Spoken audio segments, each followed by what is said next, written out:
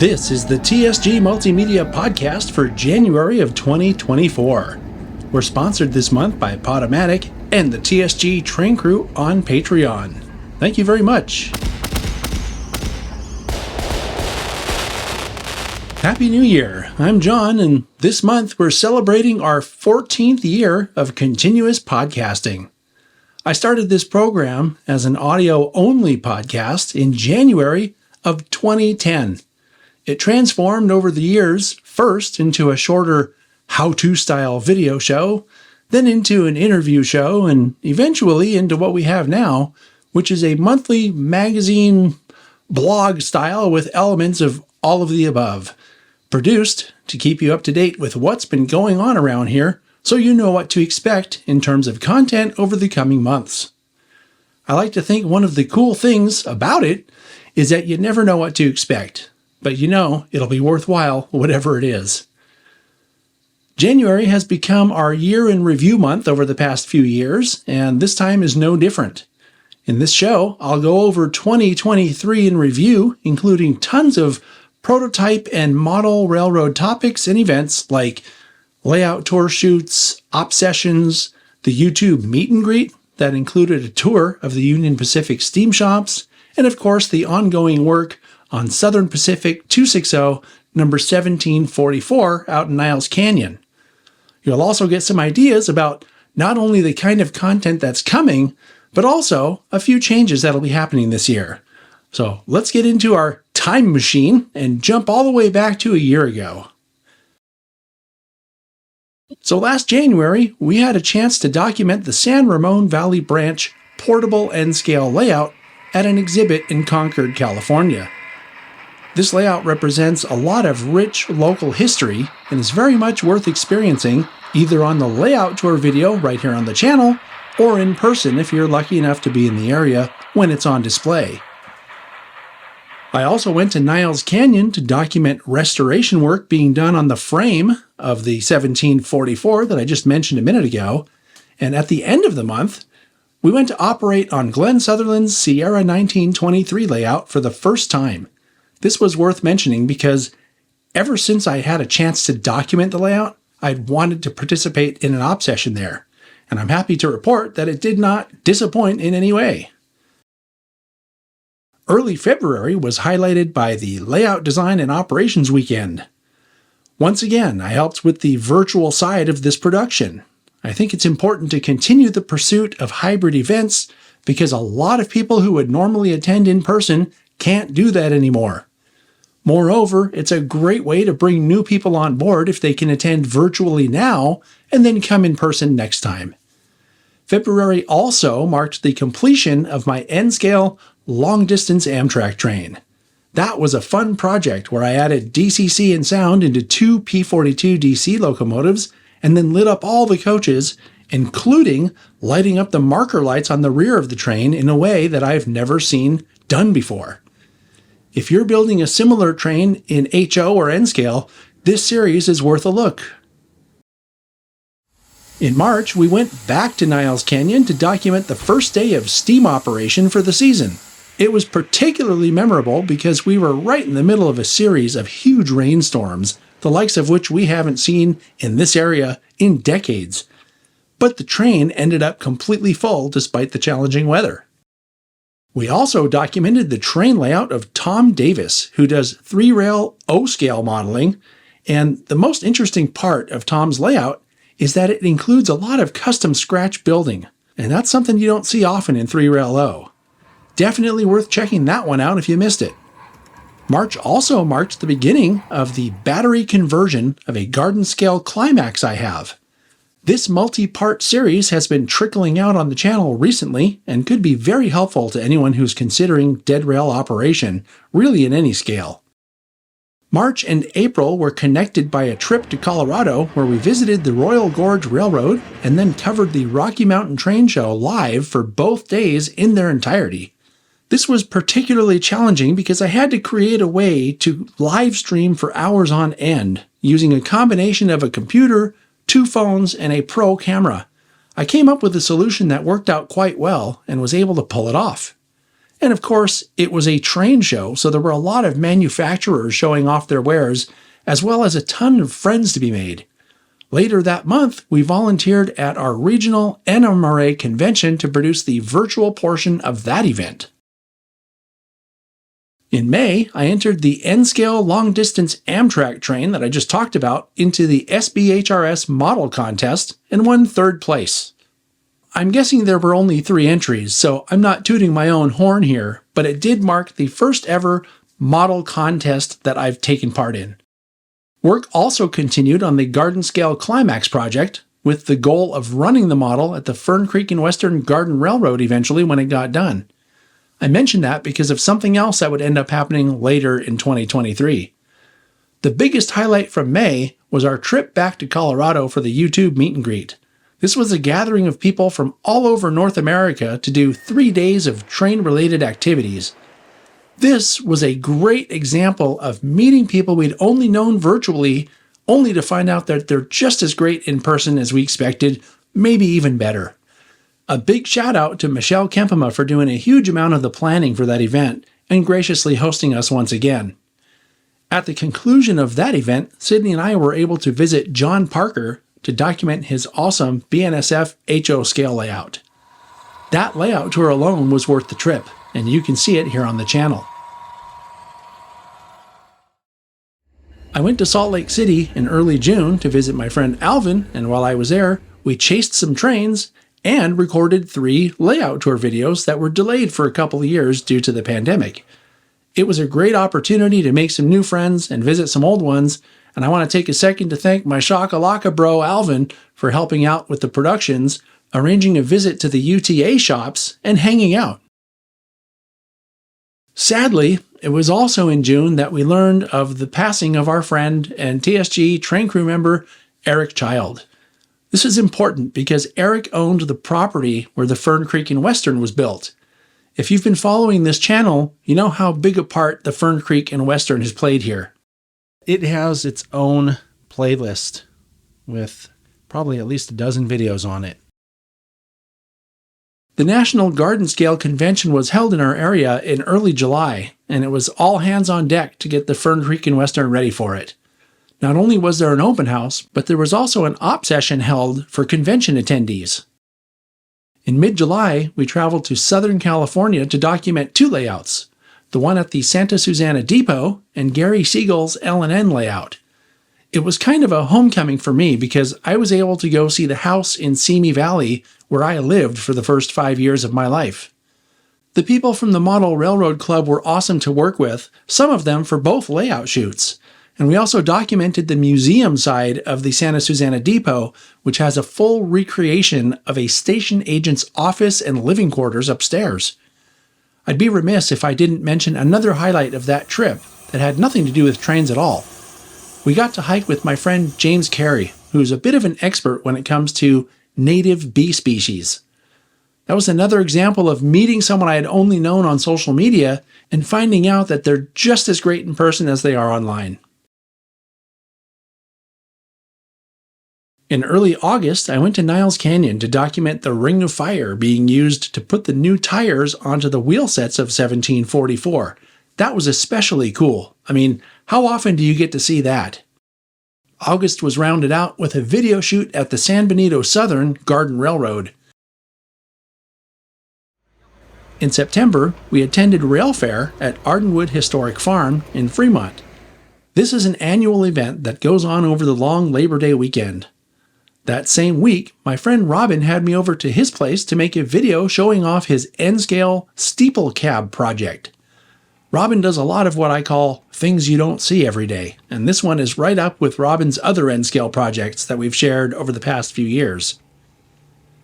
We had more op sessions to round out the month, including our first ever op session at the Central Vermont layout that's owned and operated by Paul Weiss.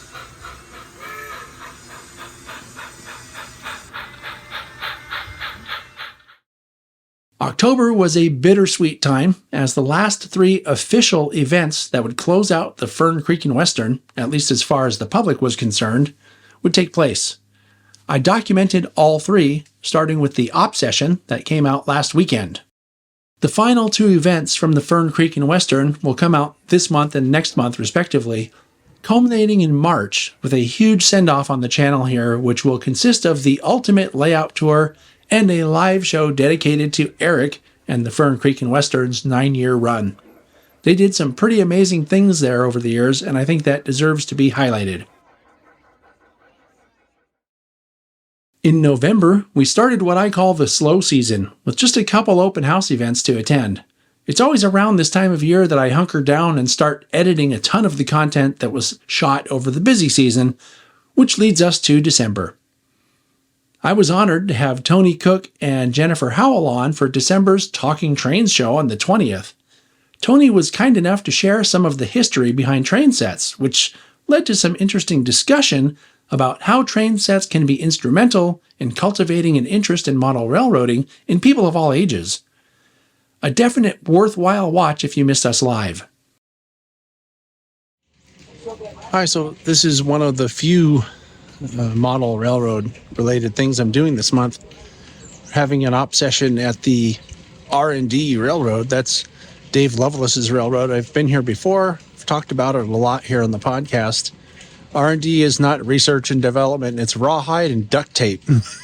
So I got an invitation, and everything else this month, as I've mentioned on here, has been editing. So should be fun. It always is.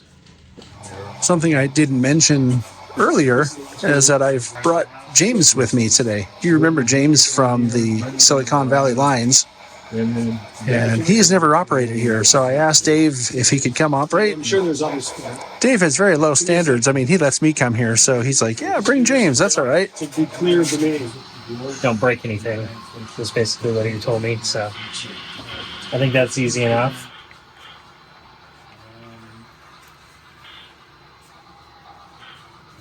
It was a great time. I hadn't done car cards really like that before, so it was a good learning experience, but also it was really chill. The second job that I did was by myself. It was the Walker Street switcher, and it was just low key, really straightforward and easy to figure out. Then I jumped into a harder job, and unfortunately the session ended before I could finish it. But it was a great time overall, and I look forward to going back. What are your impressions of that car card ops, like compared to switch list ops, like what you do at SVL? Honestly, I feel it's kind of easier once you set everything out, because it's nice. You can take the card, you can set it by the car, and say this one goes with this one, whereas on a switch list, the second you turn around, you lose where you're at on the paperwork. But I enjoyed it probably a little bit more than switch list, honestly.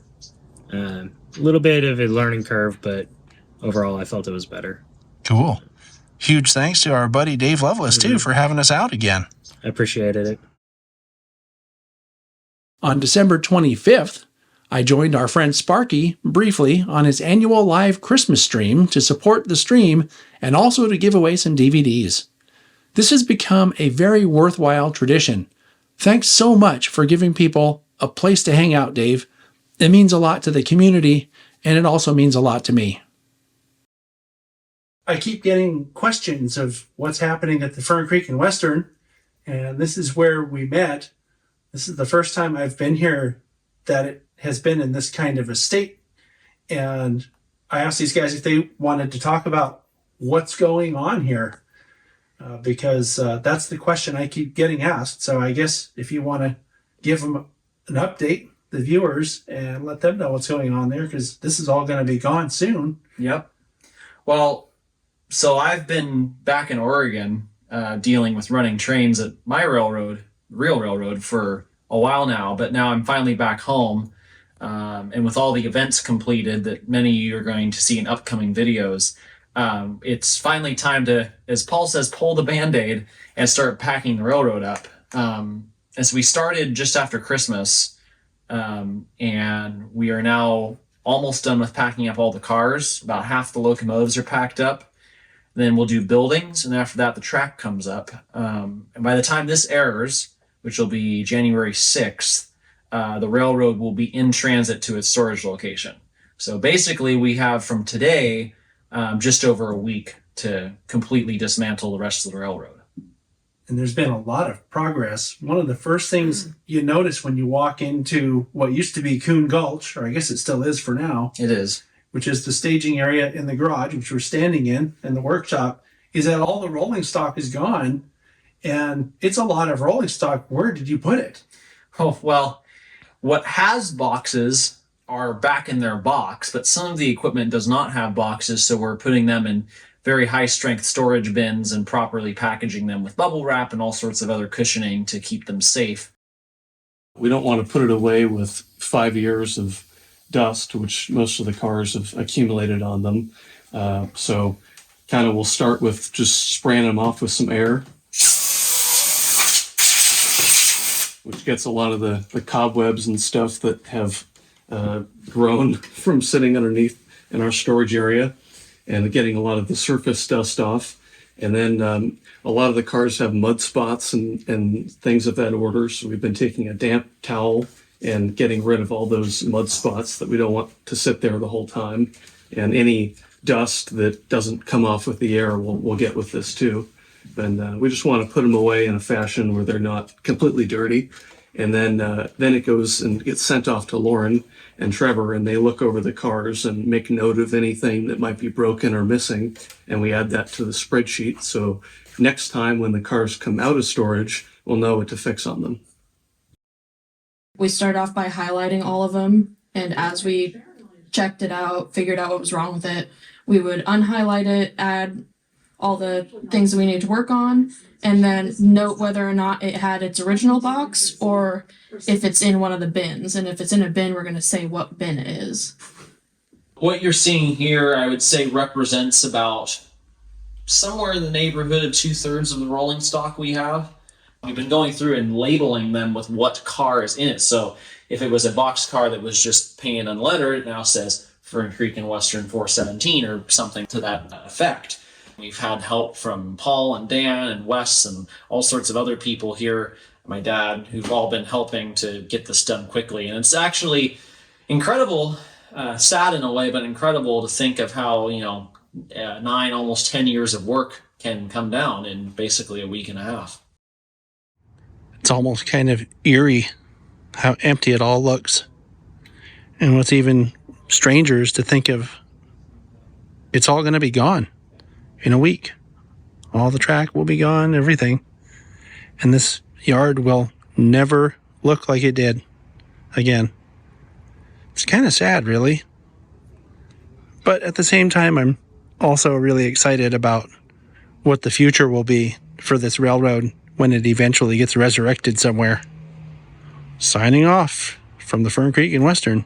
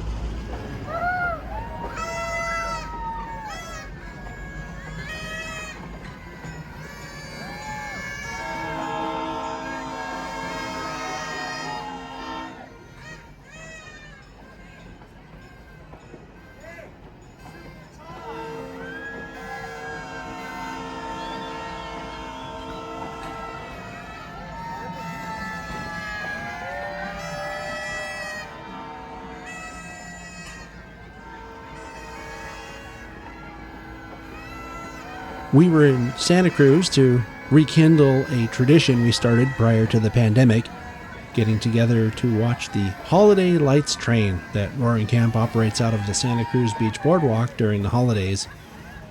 Normally, Sydney and I would arrive in Santa Cruz early and visit with Eric, and then meet up with Trevor's parents and check out the festive train that Trevor would have been working on. This year, we still went to Eric's house, and we still went to check out the train, but somehow it just felt a little less festive for me. In 2023, we shot a record number of layout videos, and I'm still not done editing them, even now. It's a nice problem to have because I like to release one layout tour each month, and I have them lined up well into 2024. I want to mention a couple of cool milestones surpassed over the course of 2023. We surpassed 250,000 likes or thumbs up, which is pretty cool. I didn't even know someone kept track of that, but I got a notification last January when it happened. Then in June, we went over 60,000 subscribers, and we're on pace for 70,000 in 2024. And then finally in November, the video about logging inclines eclipsed 850,000 views. I'd like to see it become the first million-view video on the channel in 2024. That'll be pretty cool. So I want to thank all of you for these things. I've been saying for years that this channel has the best audience in all of YouTube, and I mean that. I'm especially appreciative of our patrons on Patreon, so I want to take a second to thank all of you on the TSG train crew. Without you, none of this stuff happens, and I'm really grateful for your friendship and support. Now, I've been making plans for events in 2024, and right now we have a few things on the radar. One of these, of course, will be the NMRA National Convention and Train Show that's being held in Southern California late this summer. I also have a trip tentatively planned to go to Northern Oregon to document the Oregon Coast Scenic Railroad during the summer. We also have our regional NMRA convention nearby in April, for which we will be producing the hybrid portion, as well as the Bay Area Layout Design and Operations Weekend early next month, for which we're doing the same. And by the way, both of these events will be worth attending in person or online, so please sign up for them if you haven't already done so. I have links in the description of this video that you can use to sign up, and they both have early bird discounts for registration. It's not terribly difficult to bring events like this to people who can't go. You just have to want to do it. And the best part is that it's not limited to any region or country, or continent for that matter. Anyone with an internet connection can attend virtually and participate in the camaraderie that takes place right there in the virtual space, while also being able to experience clinics by people who want to share their passion for a great hobby. So 2024 is going to bring a few changes in the way I'm doing things around here. First up, the daily catch. If you've been watching, you'll remember that there was a daily catch usually 5 times a week, almost every week during 2023. Now, the format of these short-form videos changed over the course of the year, based on feedback from the audience, going from just a plain Jane run-by for a few months into a run-by with a date for a few months, and then finally a run-by with the location, date, and a brief description of what was in the video, like the locomotive type and road number and that kind of thing. This year, the daily catches have already started to be published in the form of what YouTube calls shorts. A short is a video in portrait perspective that lasts less than 1 minute. I have the first quarter all scheduled and plan to take a good look at how this different style of video performs on the channel. I'll be evaluating those sometime in early March to decide if I need to make any changes for the second quarter of 2024. Something else I'd like to do more of is how-to videos. I've done a lot of these in the past, and I always have a lot of fun with them. The problem I have is with choosing a project and then actually getting it started. It seems like once I get over that hurdle, I always have a fun time and learn a lot doing something creative. You can also expect Talking Trains to continue once a month on the third Wednesday, as it has been. We'll be running those shows with guest co-hosts for the foreseeable future. Now, I'd really like to get a permanent co-host, but I don't want to impose on anyone to do it. So if you have some ideas about someone who would make a fantastic co-host, let me know by sending your pick to podcast@tsgmultimedia.com. And now for the catches of the month. Our first catch comes from Andrew Johnson from the UK. This shot was taken on December 3rd. This is the Brooks No. 1 departing Moore Road Station on the Middleton Railway in Leeds. That's in the UK, in case you can't tell by the photo. Andrew said it's rare to have snow there, so it's a pretty unusual shot. This video clip also comes from Andrew, and it shows the LMS 460 Black 5 Loco 44871 departing up the stiff bank out of Keithley.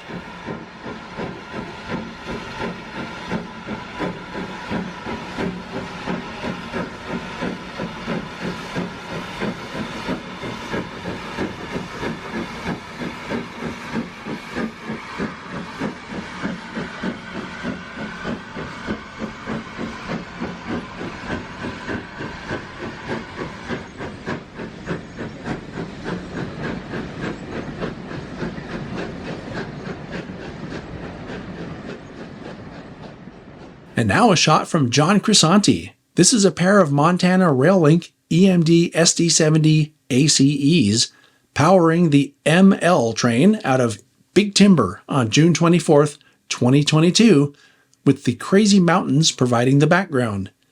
John will be our featured guest on Talking Trains this month. That'll be on January 17th, by the way, to talk about his recently released book about Montana RailLink. Put that in your calendar now. If you have something you'd like to share, please email it to podcast@tsgmultimedia.com. Be sure you own the shots and include the what's, whens, and wheres of the shots you send in. There's always a sense of renewal for me this time of year, and it's nice not only to look forward, but to also look backwards with gratitude for all the wonderful people that we've been privileged to meet along the way, many of whom have become great friends. I hope you had a relaxing holiday season, and I'm looking forward to 2024 with you. We have some fantastic events coming up, and getting to make new friends is always worthwhile. I want to also shout out a huge thanks to the TSG train crew for helping support my work. As I said before, without them, it wouldn't be possible for us to create the content that you enjoy here. If you can spare a few bucks a month, please add your support by joining the TSG train crew today by going to patreon.com/TSG Multimedia. A few bucks probably doesn't sound like much to you, but it helps us a lot, and I wouldn't ask if it didn't make a real difference. So with that, the first podcast of 2024 is done. Thanks so much for watching, and I'll see you next time.